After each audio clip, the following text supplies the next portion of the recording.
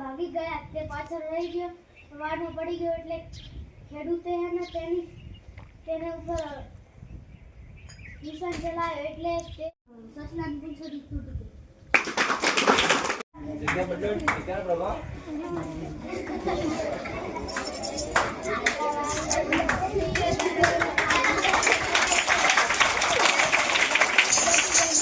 આજમાં એક દ્રષ્ટિ મળી છે.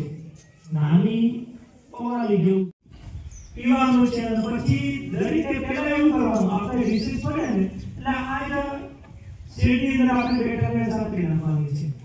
અને પછી આપણે ત્યાં જઈ અને અહીંયાથી આપણા મોટા બાળકો 5 જણાની ટીમ છે, એ બાળકો બધાની રમત સાથે ઉડાડ, તમે ઉડાડતા હો એવી રીતે વાતાવરણમાં એમને કહેવાનું.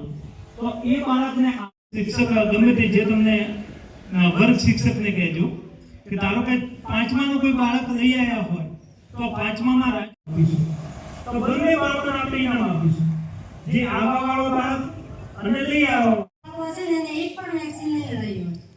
આજકાલ કેટલા લોકો વધી ગયા, પછી વેક્સિન નહીં લઈ ગયું બાળકને જે થાય ને એ ત્યારે પછી આવે કે બેન વેક્સિન લઈ નહીં આવવા બાળકને હવે ખેંચ આવે ત્યારે ડોક્ટર કે પ્રાઇવેટ વાળા ડોક્ટર ક્યારે માને ત્યાં પછી પાછળથી શું કામ છે રસી લેશો તોય થઈ ગયા પછી શું કામનું.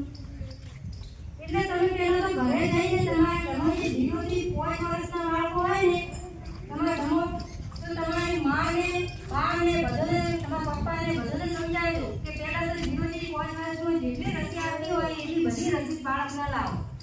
કેસો લઈ જાઓ ઘરે જઈને કેસો ને. હવે હું જોઉં આજ કીધું હોય કેટલા બાળકો આવે કેટલા બાળકો નહીં આવતા. અમે તો ઘરે જઈને પબ્લિકને કહી દઈએ કે તમે વેક્સિન માટે આવો, પણ તો બી વેક્સિન માટે નહીં આવતા. ખબર નહીં બેન જોડે એમના માટે આવતા હોય ને એવી રીતે. પછી ચોમાસામાં તમારા ઘરે જે ટોકા હોય ખાબુચિયા હોય એમાં જોવાનું પોરા કરતા હોય, એ પોરા ન પડવા જોઈએ. એ પોરામાંથી ખબર ને મચ્છર બને, એ મચ્છરથી શું થાય મેલેરિયા ડેન્ગ્યુ જેવા રોગો થાય. એટલે તમારે ઘરમાં ટોકો અઠવાડિયામાં એક વખત તો સાફ કરી જ દેવાનો.